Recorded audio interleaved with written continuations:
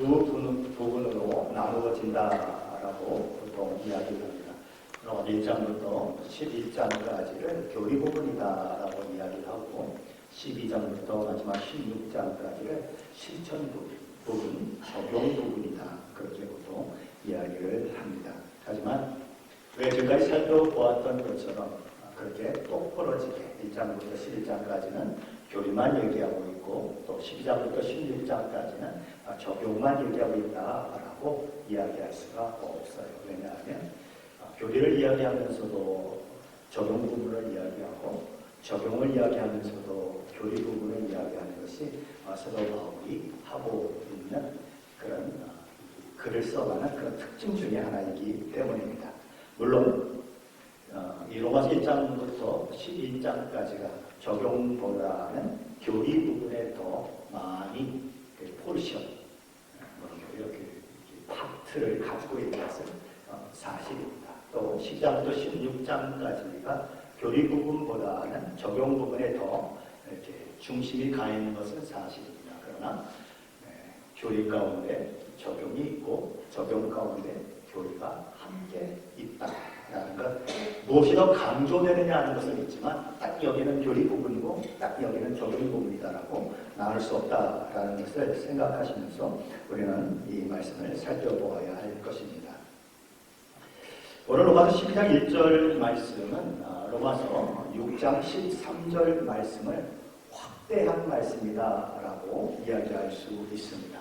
사도 바울은 로마서 6장 13절에서 이렇게 말씀을 했죠. 우리 로마서 6장 13절인가 한번 찾아보십시다.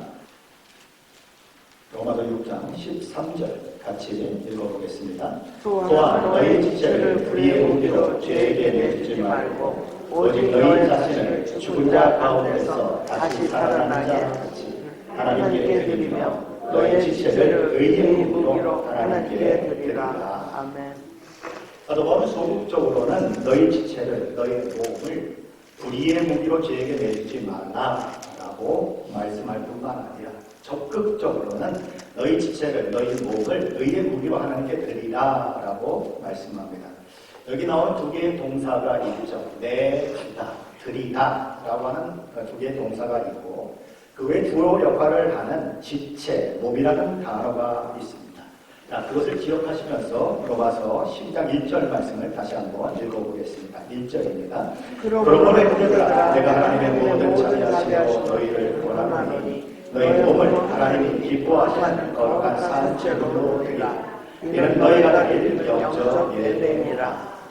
오늘 이 로마서 12장 1절 말씀 속에도 너희 몸, 너희 지체라고 하는 표현이 나옵니다. 그리고 드린다라고 하는 표현도 나옵니다. 사도 바울이 로마서 6장에서 하고 있는 내용도 사실은 교리 부분이라기보다는 적용 부분이고 로마서 10장 1절에서도 사실은 적용에 대한 이야기를 하고 있다는 것입니다. 그 앞에서 적용과 교리를 딱 구분하지 못한다는 말씀을 드린 것입니다. 결국 사도 바울이 이 로마서 6장이나 로마서 10장에서 하는 말씀은 동일한 말씀인 것입니다. 어떻게 살아야 하느냐 하는 거죠. 예수 믿고 구원받고 하나님의 자녀가 된 우리가 영원히 단번에 죄의 문제가 해결된 우리가 이제는 어떻게 살아야 하느냐. 과거의 우리는 불의의 병기가 된 사람들처럼 불의를 행하는 사람들이었다. 그러나 이제는 새 사람이 되었으니 의의 병기로 기려지는 사람이 되었다 라고 6장에서 이야기했다면 이제는 뭐라고요? 너희 몸을 거룩한 산 제물로 드려라 라고 이야기하고 있다는 것입니다. 어떻게 살아야 하느냐 하는 문제를 다루고 있다는 거죠. 죄의 문제가 해결됐습니다. 단번에 영혼이 해결됐습니다. 그렇다면 어떻게 해야 합니까? 이제 죄를 지어도 천국에 갈 수 있습니다. 맞습니까? 정민 목사님 맞습니까? 죄를 지어도 천국에 갈 수 있습니까? 오늘 실수해도 천국에 갈 수 있습니까? 대답을 안 하시네요.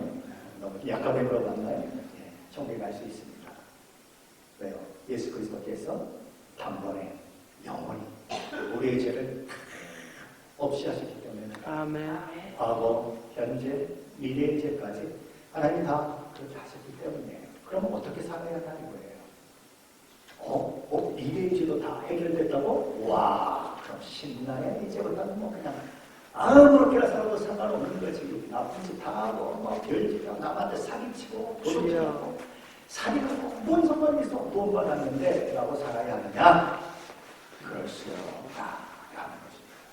정말 하나님의 은혜를 받은 자는 이제는 그런 삶이 아니라 더 나은 삶을 향하여 하나님이 원하신 목적을 향하여 나아가야 한다라고 하는 것이 로마서 6장에서 강조하는 말씀이고 또한 로마서 12장에 와서 강조하는 말씀인 것입니다. 로마서 12장 1절 말씀을 그런 취지로 한번 그렇게 머릿속에 생각하시면서 한 번 더 읽어보겠습니다. 로마서 12장 1절입니다. 그러므로 형제들아 내가 하나님의 모든 자비하심으로 너희를 권하노니 너희 몸을 하나님이 기뻐하시는 거룩한 산 제물로 드리라. 이는 너희가 드릴 영적 예배니라. 우리가 첫 번째로 살펴보아야 할 단어는 그러므로라고 하는 단어예요. 이 그러므로라고 하는 접속사는 앞에서 사도 바울이 로마서 1장부터 12장까지의 그 많은 분량을 통해서 이야기했던 모든 것들을 담는 접속사입니다. 그러므로 제가 여러분과 함께 나누었던 84주 동안의 시간 동안 나누었던 말씀을 기억하며 그러므로인 것입니다. 그것이 연결되는 그러므로라고 하는 것을 기억해야 한다는 것입니다. 자, 그렇다면 그것이 왜 그렇게 중요할까요? 그것이 무슨 의미를 갖는 것일까요? 첫째로 그러므로로 시작하는 사도 바울의 권면은 이미 다루었던 로마서 1장부터 11장까지 교리 중심적인 말씀을 기초로 해서 되어지는 권면이라고 하는 것을 우리는 기억해야 하는 것입니다. 사도 바울은 그러므로 우리의 삶이 이래야 하고 그러므로 우리의 삶이 저래야 한다라고 이제 앞으로 이야기를 진행해 나갈 것입니다. 그것이 의미하는 바는 그것이 설명하는 그리스도인의 실천 문제가 다만 하나님께서 그리 명령하셨기 때문에 그리스도인이라면 마땅히 그렇게 행해야 하기 때문에 라는 차원이 아니라 지금까지 설명된 모든 말씀을 근거로 할 때에 우리가 받은 구원이 어떤 것이고 하나님이 우리를 위해서 어떤 일을 행하셨고 하나님의 은혜가 어떤 것이고 하나님이 우리에게 목적하신 것이 무엇이고 하는 것들을 다 차근차근 배워왔으니 그러니 결론이 무엇인가? 그것에 기초로 해서 거기서부터 말씀을 적용하는 일들이 일어나야 한다라고 이야기하는 것입니다. 그렇게 될 때에 억지로 하는 실천이 아니고 강압적으로 명령에 못 이겨서 하는 그런 실천도 아니고 하나님의 은혜 때문에 감격하고 감사하고 기쁨으로 자발적으로 하는 그런 복종이 가능하다는 것입니다. 그것은 기독교만이 가지고 있는 놀라운 특권이고 기독교만이 가지고 있는 아주 독특한 그런 것입니다. 존 팔콘 목사님이 로마서 강해에서 힌두 교회에는 그러므로가 없다라는 소제목의 글을 적어놨습니다. 허버트 호퍼라고 하는 분이 쓴 기사를 인용하면서 그는 이렇게 얘기를 합니다. 제가 한번 읽어보겠습니다. 힌두교를 달리 표현하는 적절한 이름은 영원한 다르마, 영원한 삶의 방식입니다. 아마 다르마라고 하는 말이 삶의 방식을 얘기하는 것 같아요. 당신이 무엇을 믿든 믿는다는 것은 다르마를 실천한다는 뜻입니다. 그럼으로써 당신의 종교는 사회의 모든 가치와 관습, 조직에 관여하게 됩니다. 만일 힌두교인이 당신을 만나서 성품 좋고 예의 바른 사람임을 알게 되었다면 당신이 신학적으로 다른 믿음을 가진 것은 그에게 전혀 문제가 되지 않습니다. 무엇보다 가장 중요한 것은 단지 당신이 다르마의 사람인가 하는 것입니다. 그러니까 삶의 방식, 영원한 삶의 방식을 따라 사는 사람인가 하는 것이 중요하다는 거죠. 힌두교인에게는 수백 개의 다른 종교 전통들이 뒤섞여 있습니다. 그러니까 어떤 하나님이 누구신가? 하나님이 우리를 위해서 무엇을 행하셨는가? 하나님께 우리에게 베푸신 것이 어떤 것이다 하는 이런 것들에 대한 것이 전혀 상관이 없다는 거예요. 어떻게 사느냐? 어떤 모습으로 내가 드러나는가? 다른 사람이 어떻게 선한 행동을 하는가? 하는 것만 중요하다는 것입니다. 그러나 기독교는 그렇지 않다는 거예요. 객관적인 진리의 기본을 두고 객관적인 진리를 토대로 해서 나오는 실천이 바로 기독교에서 말하는 적용이라는 거예요. 뭘 믿든 무슨 상관이 있습니까? 착하게 살기만 하죠. 착하게 살면 그 사람이 천국 가는 거고, 착하게 살면 그 사람이 하나님께 사랑받는 거죠. 라고 얘기하는 사람들이 있을 수 있지만, 그렇지 않다는 거예요. 무엇을 근거로 해서 그렇게 하는, 무엇이 동기가 되느냐는 것이 너무너무 중요하다라는 것입니다. 그러므로 객관적인 진리의 기반을 둔 그러므로라고 하는 말이 여기 나오고 있는 것입니다. 둘째로 그러므로라고 시작하는 사도 바울이 그리스도인에게 반드시 있어야 하는 적용의 문제, 성화의 삶에 대해서 이야기하는 이유는 성화의 성격이 무엇이냐 하는 것을 이야기하고 싶어서 그러는 것입니다. 성화는 어떤 것입니까? 성화는 어느 날 갑자기 이루어지는 것이 아닙니다. 그것은 우리가 구원 얻는 것과 같은 방식으로 얻어지지 않습니다. 사람들 중에는 성경을 오해해서 성화도 마치 하나님께서 우리에게 베푸신 구원처럼 단번에 영원히 주시는 것으로 생각하는 분들이 종종 있습니다. 그래서 우리에게 오십시오. 그리고 기도를 받으시고 성령에 충만해지십시오. 그러면 여러분이 구원받은 것처럼 성화를 이룰 수 있습니다. 라고 그렇게 유혹하는 사람들이 있어요. 그들이 특히 많이 이야기하는 말씀 중에 하나가 요한복음 15장의 포도나무 비유죠. 붙어있지 않으면 아무런 열매를 맺을 수 없다라는 이 말씀인데, 바라보고 뭐라고 얘기했냐? 붙어있어야 되지 않느냐. 우리는 붙어있기만 하면 되는 거야. 뭘 한다고 발버둥 치고, 뭐 열심히 살겠다고 발버둥 치고, 거룩을 이루겠다고 발버둥을 치니까 안 되는 거야. 그냥 붙어만 있으면, 가만히 그냥 포도나무 가지에 붙어만 있으면 열매는 자동으로 맺히는 거야. 라고 이야기하는 사람들이 있어요. 포도나무 가지가 포도나무에 붙어있는데 그냥 붙어만 있는 건가요? 여러분 어떻게 생각하십니까? 그냥 붙어만 있는 건가요? 아니에요. 제가 학교 다닐 때 배웠던 것을 머릿속에 한번 생각을 해본다면 물관이 있고 채관이 있어요. 그래서 물관을 통해서 물이 공급돼요. 채관을 통해서 영양분이 공급돼요. 뿌리로부터 나는 그런 것들. 그리고 줄기가 이제 잎을 피우고 그러면 그 잎을 통해서 햇빛을 받아들여서 광합성 작용을 하죠. 그래서 이산화탄소를 먹어들이기도 하고 산소를 뱉기도 하고 또 밤이 되면 거꾸로 또 산소를 먹고 이산화탄소를 뱉기도 하고 그런 일들이 있는 것입니다. 우리 눈에 보일 때는 그냥 붙어있는 것 같지만 그 안에서는 열심히 물이 움직이고 영양분이 움직이고 자기 할 일을 다 하고 있는 거예요. 그렇죠? 만일 그렇게 자기 하는 일을 다 하지 않는 나무가 가지가 있다면 그 가지는 어떻게 될까요? 물도 빨아들이고 하지 않고 영양분도 빨아들이고 하지 않고 광합성 작용도 하지 않고 뭐 이산화탄소니 산소니 뭐 아무 상관없이 있는 나무가 있다면 어떻게 될까요? 말이 뒤틀어 죽는 거죠. 그렇죠? 그렇게 되면 농부가 잘라서 불태우는 것밖에 될 수가 없다라고 우리 주님은 말씀하시는 거예요. 바로 성화는 무엇인가? 그렇게 끊임없이 우리 애씀과 수고, 눈물과 땀이 있어야 하는 거예요.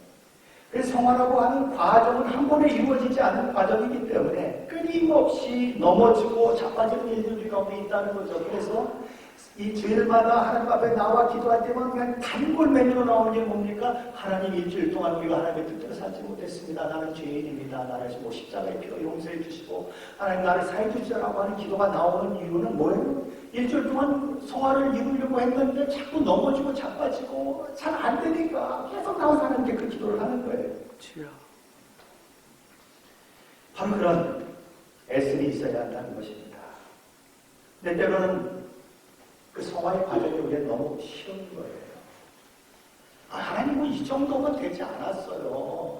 우리가 제가 남들처럼 그렇게 나쁜 짓을 많이 했습니까? 제가 그래도 나름대로 하나님 섬기려고 애를 쓰고 수고하고 하는 거 다 아시잖아요.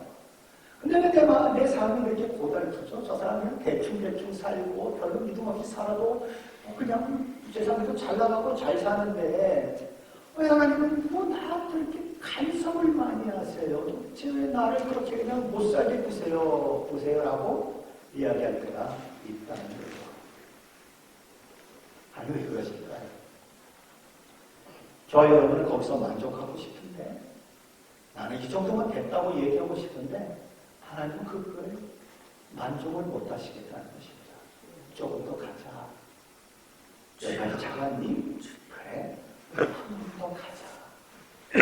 나는 네가 더 큰 사람, 더 큰 믿음의 사람이 되기 원해. 지구보다 더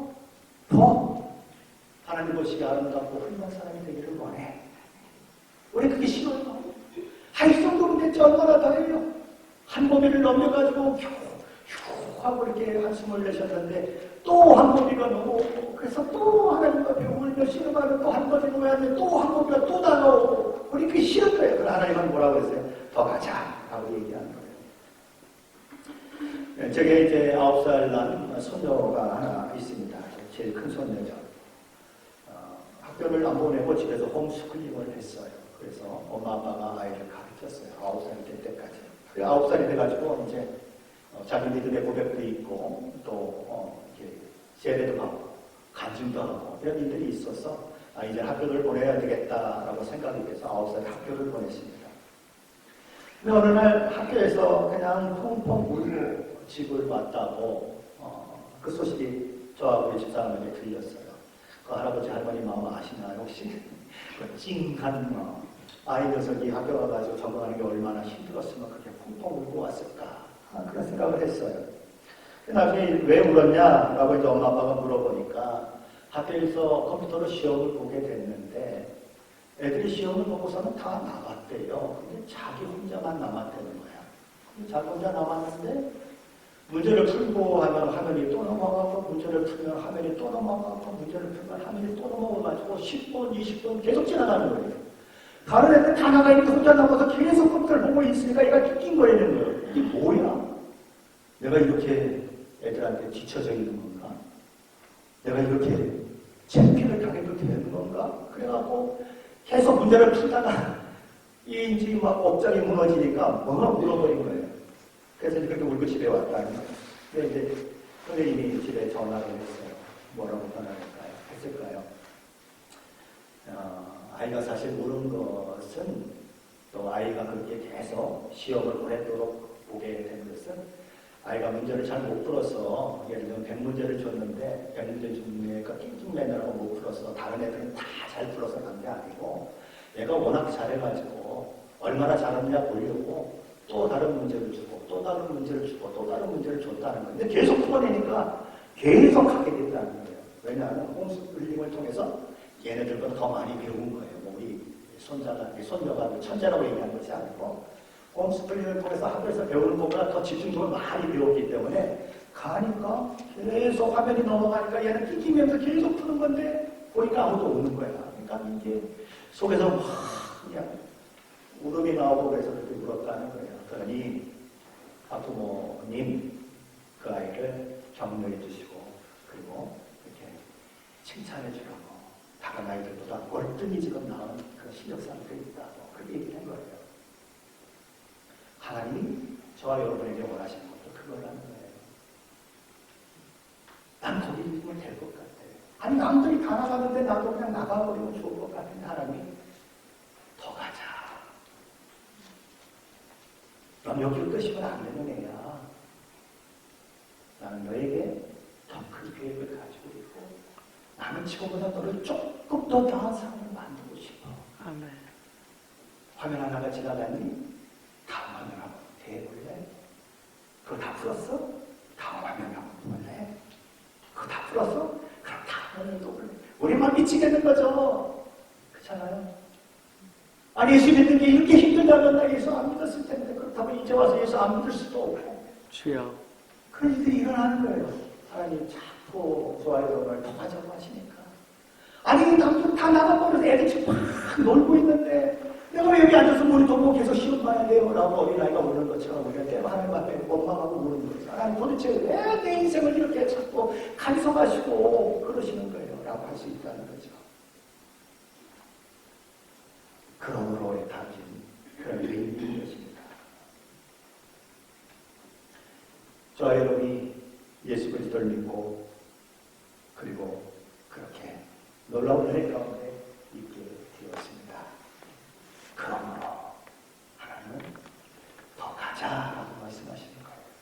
더 깊은 곳으로, 더 넓은 곳으로, 더 커지고 더 잘하는 곳으로 가자라고 얘기하는 거예요. 저와 여러분에게 인생에 있어서 고난이 많으십니까? 어려움이 많으십니까? 하루도 바람자락 없는 것 같은 그런 시절을 보내고 계십니까? 하나님 여러분을 향한 기대가 크기 때문이에요. 기억하시기 바랍니다. 셋째로 그러므로라는 접속사가 하는 역할이 지금까지 이야기했던 말씀, 평온과 삶이라는 주제보다는 교리적인 측면이 더 강조되었던 로마서 1장부터 7장까지의 말씀과 교리적인 측면보다는 행함과 삶이라는 측면이 더 강조되고 있는 로마서 12장부터 16장까지의 말씀을 연결해주는 다리 역할을 하고 있다는 사실을 우리는 기억할 필요가 있습니다. 성경의 진리를 아는 것은 어디로 연결이 되어야 하느냐? 삶으로, 적용으로 연결이 되어야 한다는 것입니다. 어떤 사람들은 나는 일과 어떻게 타락했는지를 압니다. 그리고 인간을 어떻게 하나님께 구원하시기 위해서 무슨 일을 행하셨는지도 나는 압니다. 죄 없는 죽은 우리를 살리기 위한 방법, 외롭게 되는 방법, 오직 믿음으로만 된다고 하는 것 나는 이미 알고 있습니다. 뿐만 아니라 사람들이 어려워하는 선택의 교리, 예정의 교리 같은 것도 다 알고 있습니다.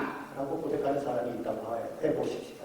그런데 정작 그의 삶의 변화가 전혀 없다면, 아무런 적용이 나타나지 않고 있다면 그걸 어떻게 얘기할까요? 신학대학원에서 목사가 될 사람들을 가르치는데 정작 삶은 엉망이다 하면 어떻게 해야 하나요? 그가 정말 아는 것이 진짜 아는 것일까요? 그렇지 않을 수 있다는 거죠. 가짜이든지 아니면 아직도 전복이 아이든지 그가 가진 지식과는 전혀 다른 모습을 가지고 있다 할 수 있겠죠. 야고보 사도는 그런 사람을 가리켜서 허탄한 사람이다 라고 이야기합니다. 야고보서 2장 18절 20절 말씀이죠. 어떤 사람은 말하기를 너는 믿음이 있고 나는 행함이 있으니 행함이 없는 내 믿음을 내게 보이라. 나는 행함으로 내 믿음을 내게 보이기라 하리라. 내가 하나님을 한 번이 신조를 믿느냐? 잘하는도다. 귀신들도 믿고 어떤 놈이라. 아하, 허탄한 사람아, 행함이 없는 믿음이 어떤 헛것인 줄을 알고자 하느냐. 누구도 하나님을 안다고요? 귀신도 하나님을 안다. 잘한다. 그 정도는 귀신도 알아. 그렇게 얘기하는 거예요. 행함이 없는 믿음, 머리로만 가지고 있는 믿음, 영어로 옮기면 empty다, 빈 깡통이다, 텅 빈 것, 허무한 것, 어떤 수고에 그치는 것이다, 죽전이다 라고 얘기하는 것입니다. 로마서 1장부터 로마서 12장까지 이르도록 긴 시간 실행적 측면보다는 교리적 측면을 강조하고 또 강조하고 했던 이유가 무엇입니까? 그것에 기초를 해서 그 위에 집을 세우다는 거예요. 집 짓는 걸 보셨습니까? 집 짓는 거 보면 뭘 하는데 더 오래 걸리나요? 미국 같은 경우 보면 기초를 잡는 게 더 오래 걸립니다. 도로를 닦고 그리고 기초를 닦는 게 오래 걸려요. 그럼 기초를 닦고 그 이유가 뭐예요? 기초를 닦고 나서 거기 집을 세우는 목적을 가지고 있는 것입니다. 기초를 세우고 단지 거기 집이 세워져야 의미가 있는 거예요. 기초만 열심히 닦아놓고 아무것도 안 하면 그게 뭔지 그걸 왜 했는지 아무도 알아볼 수가 없는 거죠. 왜 그 위에 금으로 만든 집을 지어야 하고 은으로 만든 집을 지어야 하고 보석으로 만든 집을 지어내야 하는 것입니다. 사도 고린도서 3장 10절로 15절에서 이렇게 말씀합니다. 내게 주신 하나님의 은혜를 따라 내가 지혜로운 건축자와 같이 터를 닦아둠에 다른 이가 그 위에 세우나 그러나 각각 어떻게 그 위에 세울까를 조심할지니라. 이 닦아둔 것 외에 능히 다른 터를 닦아줄 자가 없으니 이 터는 곧 예수 그리스도라. 만일 누구든지 금이나 은이나 보석이나 나무나 풀이나 집으로 이 터 위에 세우면 각 사람의 공적이 나타날 터인데 그날이 공적을 밝히리니 이는 불로 나타내고 그 불이 각 사람의 공적이었다는 것을 시험할 것입니다. 만일 누구든지 그 위에 세운 공적이 그대로 있으면 상을 받고 누구든지 공적이 불에 타면 해를 받으리니 그러나 자신은 구원을 받되 불 가운데서 받은 것 같으리라. 기초는 다시 닦을 필요가 없다. 기초는 이미 잘 닦아졌다. 로마서 1장부터 10장까지 84주에 걸쳐서 이미 다 읽었어요. 여러분이 한 번씩 로마서를 읽었다면 로마서를 84번을 읽었어요. 저 같은 경우는 오늘 85번째니까 170번을 읽었습니다. 여러분이 강의하기 위해서. 그럼 그 기초가 왜 필요하냐? 그 기초 위에 너의 삶을 세우는 것이 필요하기 때문에 그 기초를 이렇게 오랫동안 얘기할 것이다 라는 거예요. 거기에 뭘로 세워라? 금으로 세우고 은으로 세우고 그리고 이 보석주로 세워라. 그냥 허투루에 나무로 세우고 풀로 세우고 지푸라로 세우지 말고 그런 것 것으로 세워라. 너희의 신앙이 얼마나 소중한 것인 줄 알고, 신앙으로 살고 하나님 앞에 사는 것이 얼마나 귀한 것인 줄 알고, 그에 올인해서 금과 같이, 은과 같이, 보석과 같이 그렇게 불에 타지 않는 것으로 세워라. 아유, 구원받아보면 어때요? 그냥 나 그냥 교회 그냥 덜렁덜렁 다니기만 하면 되고, 그냥 뭐 예배에 가끔 참석하고, 또 뭐 바쁜 일이 있으면 그냥 뭐 쉬기도 하고, 뭐 그렇게 신앙생활 해도 다 천국 가는데 뭐가 어때요? 그렇게 얘기하는 분들이 있으십니까? 아니요.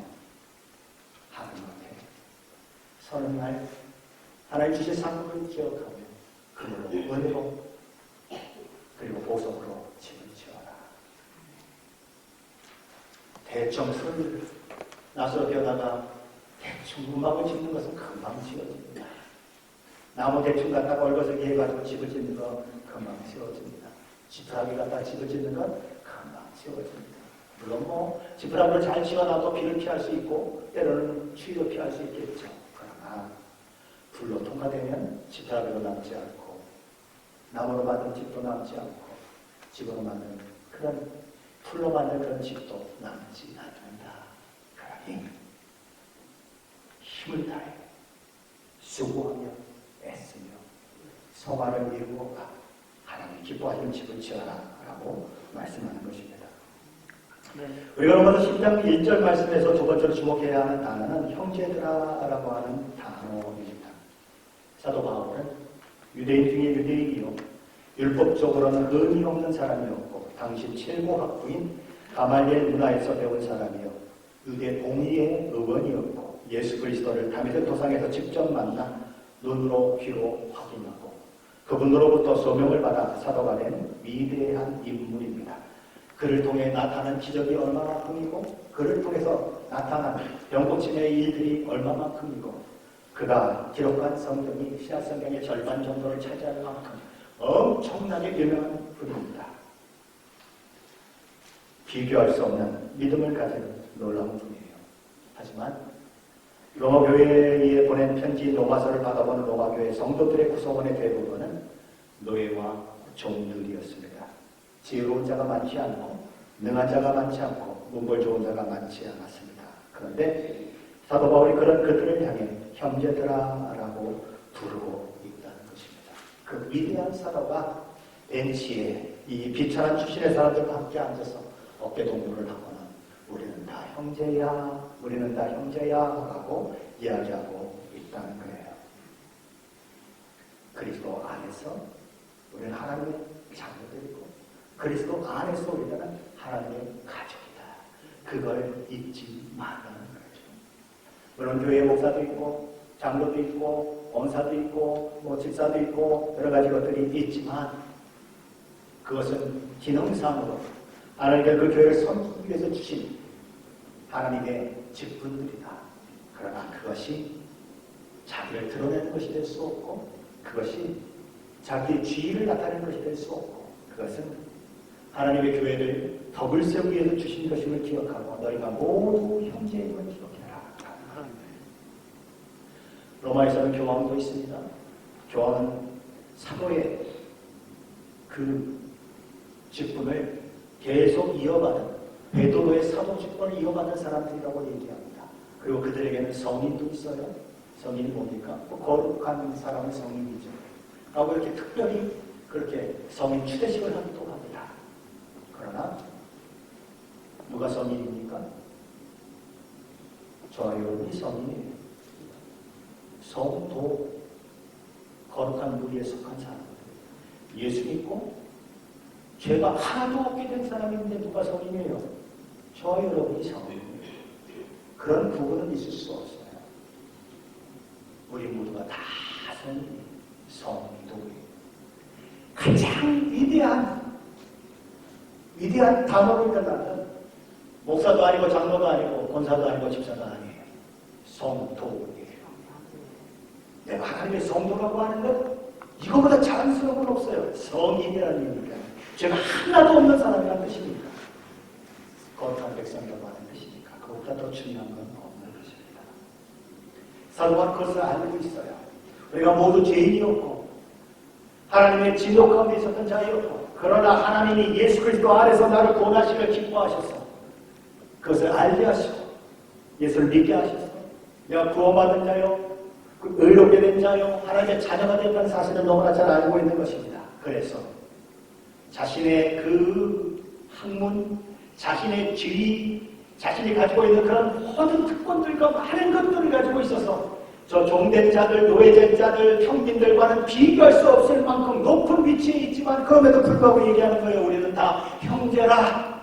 나는 너희를 품을 수 있는 자다라고 얘기하는 거예요. 근본적인 하나님의 은혜를 받은 자다라고 이야기한다는 것입니다. 교회는 바로 그런 곳이에요. 로마서 10장 2절 말씀대로 주목해야 하는 세 번째 표현은 내가 하나님의 모든 자비하심으로 라는 표현입니다. 자비하심으로. 무엇 때문에 우리는 그리스도인의 삶을 살아야 합니까? 그 동기는 무엇입니까? 우리로 하여금 그리스도인의 삶을 살도록 동기부여를 하는 것이 무엇입니까? 그것은 우리가 하나님의 모든 자비하심을 입은 사람들이기 때문이다라고 하는 것이 사도 바울의 설명입니다. 선하고 착한 삶을 살아야 한다고 이야기하는 것은 기독교가 하는 이야기가 아니에요. 세상 종교에서도 다 이야기해요. 하나님을 알지 못하는 사람도 이야기하고, 도덕적인 사람도 이야기하고, 철학적인 사람도 이야기하고, 학교 가면 선생님도 이야기하는 이야기예요. 그런데 그들이 이야기하는 선함과 착함과 그리스도인들에게 이야기하는 선함과 착함이 무엇이 다른가 하는 거예요. 동기가 다르다. 뭐가 달라요? 동기가 다르다. 세상 사람들도 착하게 살려고 노력하고 선하게 살려고 노력합니다. 그러나 그리스도인들이 선하게 살고 착하게 살려고 하는 이유는 하나님이 내게 무한한 자비하심을 베풀어 주신 그 은혜 때문이라는 거예요. 하나님이 두려워서 그런 선한 일, 착한 일을 하려고 하는 것도 아니고, 하나님이 명령을 내리셨기 때문에 그래서 어쩔 수 없이 명령이니까 들으려고 하는 것도 아니고, 선한 일을 하면 내게 기쁨을 주고 선한 일을 하면 내가 칭찬과 명성과 명예를 얻기 때문에 그 일을 하는 것도 아니고, 하나님 내게 주신 사랑 때문에, 하나님 내게 베풀어 주신 이 참된 모든 일들 때문에 그것에 감격하고 그것에 감동해서 나오는 적용이 뭐냐? 칭찬이고 선한 일이고 착한 일이다라는 것입니다. 그것이 하나님 우리에게 주신 동기부여라는 것이죠. 요한일서 4장 12절에 사도 요한이 이렇게 얘기합니다. 사랑하는 자들아, 하나님이 이같이 우리를 사랑하셨은즉 우리도 서로 사랑하는 것이 마땅하도다. 무엇이 먼저예요? 하나님이 우리를 이같이 사랑하셨으니까 먼저예요. 그 사랑 때문에 다른 사람을 사랑하는 것으로 나아간다는 거예요. 에베소 4장 32절에 사도 바울이 이렇게 얘기합니다. 서로 친절하게 하며 불쌍히 여기고 서로 용서하기를 하나님이 그리스도 안에서 너희를 용서하신 같이 하라. 하나님이 나를 용서하셨기 때문에 그 용서의 기쁨을 가지고 다른 사람을 용서하는 것으로 나아가는 것, 그것이 그리스도인이 적용을 하는 삶의 모습이라고 하는 것입니다. 사도 바울은 로마서 1장부터 로마서 10장까지 하나님의 자비하심으로 우리가 얻게 된 복과 은혜가 무엇인지에 대해 이야기했습니다. 저와 여러분 그것을 무려 84주 동안 살펴보았어요. 무엇을 위해서요? 저와 여러분의 삶의 기초를 그것 위에 세우기 위해서 그런 것입니다. 그래서 존 파이브 목사님은 이렇게 얘기를 했습니다. 진정한 그리스도인은 하나님의 자비하심으로 이끌림을 받고 하나님의 자비하심으로 인도하심을 받으며 하나님의 자비하심으로 빚어진 사람입니다. 모든 동기 가운데 하나님의 자비하심이 근거가 되고 토대가 되고 원인이 돼서 움직이는 사람이 누구냐? 그리스도인이라고 하는 것입니다. 그래서 그분은 이렇게 얘기합니다. 그리스도 안에서 드러난 하나님의 자비하심 때문에 그러므로 나는 이것을 하고 저것도 하지 않습니다. 그리스도 안에서 드러난 하나님의 자비하심 때문에 그러므로 나는 이런 식으로 말하고 그런 식으로 말하지 않습니다. 그리스도 안에서 드러난 이런 하나님의 자비하심 때문에 그러므로 나는 이런 감정을 발전시키고 저런 감정을 억누릅니다. 그리스도 안에서 드러난 하나님의 자비하심 때문에 그러므로 나는 이런 식으로 살고 저런 식으로 살지 않습니다. 항상 삶의 모든 부분에서 그리스도의 자비로우심, 하나님의 자비로우심이 근거가 되고 원인이 되고 동기가 된다는 거예요. 그래서 사도 바울이 이제 로마서 10장 이후에서 계속 얘기할 것입니다.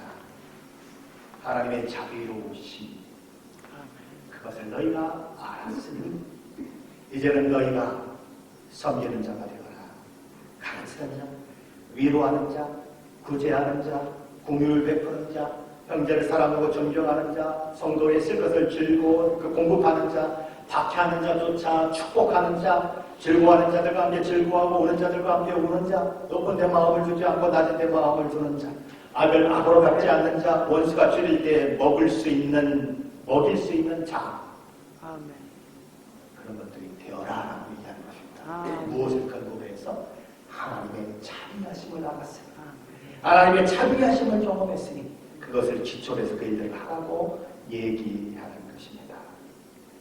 하나님의 자비하심이라고 하는 그 바닷속에 우리가 풍덩 빠지면 스펀지를 물에 착 집어넣었을 때에 그 스펀지의 물이 싹 스며들어서 그 스펀지를 딱 꺼내면 물이 줄줄줄줄 흘러나오는 것처럼 하나님의 자비하심의 바다에 풍덩 빠져서 우리가 자비하심으로 충만해지면 우리의 삶 가운데 자비하심이 흘러나온다는 거예요.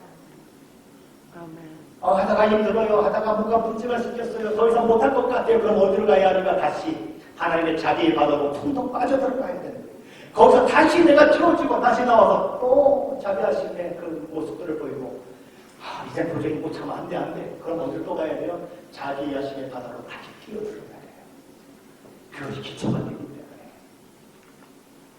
우리에게는 사랑의 능력이 없어요.